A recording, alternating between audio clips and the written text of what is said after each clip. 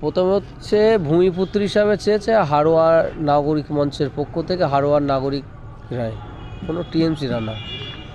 দ্বিতীয়ত যেটা আপনারা বলছেন, তো টিএমসি আর বিজেপি তো সেম, ওটা তো দুটো আলাদা দল আমি মনে করি না। কারণ আপনারা দেখবেন লোকসভাতে যখন কোনো আইন পাস হয়, টিএমসি যারা এমপি আছে এখান থেকে আমাদের ওয়েস্ট বেঙ্গল থেকে জিতে যারা দিল্লি গেছে, তারা কোনো দিন কোনো ভোটের পক্ষে বা বিপক্ষে রায় দেয়নি, তারা ওয়াক আউট করেছে। ওয়াক আউট করা মিনস হচ্ছে ভোট দেওয়া থেকে বিরত থেকেছে, কারণ সেটার পক্ষে যাওয়া। সেটা যদি বিরুদ্ধে ভোট দিত তাহলে এই আইনগুলো কিছু কিছু আইন যেমন হয়েছে এনআরসি, সেগুলো পাস হওয়ার সম্ভাবনাটা কম হতো বিরোধীদের যদি এমপি বেশি থাকতো। কারণ বিজেপির সঙ্গে যথেষ্ট গঠন, ভাইপো শ্বশুরবাড়ি চলে যাবে, সেই কারণের জন্যই এইসবগুলো করছে। ভাইপোকে বাঁচানোর জন্যই এই টিএমসি বিজেপির সঙ্গে গটাপ গেমটা খেলছে। কয়েক বছর ভোট দিতে পারে না হাড়োয়ার মানুষ, তারা দাবি করছে যার গায়ের জোর বেশি সেই এবার হাড়োয়াতে জিতবে। আইএসএফ কি জোর দেখাচ্ছেন?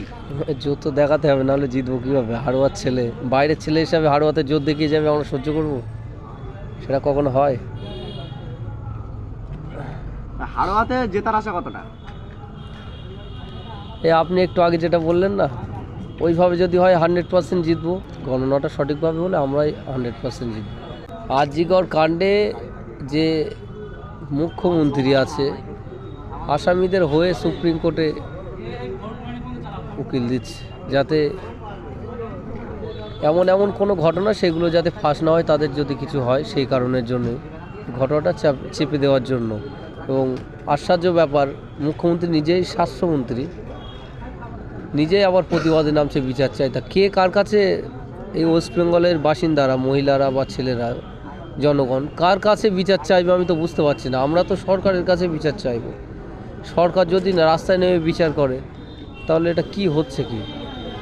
মুখ্যমন্ত্রী যদি সরকার না চালাতে পারে, দিনের পর দিন ডেলি ধর্ষণ হচ্ছে, ডেলি ওয়েস্ট বেঙ্গলে, অবাক করার বিষয়।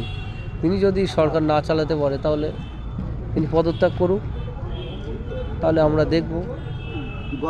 গত 3 মাসে আমরা 18টার উপরে হত্যা ধর্ষণ দেখেছি, যার বিচার এখনো পাইনি। তাহলে কি ব্যর্থ বাংলার মুখ্যমন্ত্রী মমতা ব্যানার্জি? গত 3 মাসে কি, আপনার গত 10 দিনের ভিতরে 5টা ধর্ষণ হয়ে গেছে, 5টা রেপ হয়ে গেছে, আশ্চর্য বিষয়। অবশ্যই ব্যর্থ মুখ্যমন্ত্রী হিসাবে। আমি মুখ্যমন্ত্রীকে বলবো, পুলিশদের একদিনের জন্য পুলিশের মাথা থেকে হাতটা তুলে নিন। সব পুলিশ যা যা করার দরকার, পুলিশ প্রশাসন আমার মনে হয় সঠিকভাবে কাজ করবে। পুলিশকে তো দলদাস হিসাবে রেখে দিয়েছে, কাজ করতে দেয় না এই সরকার।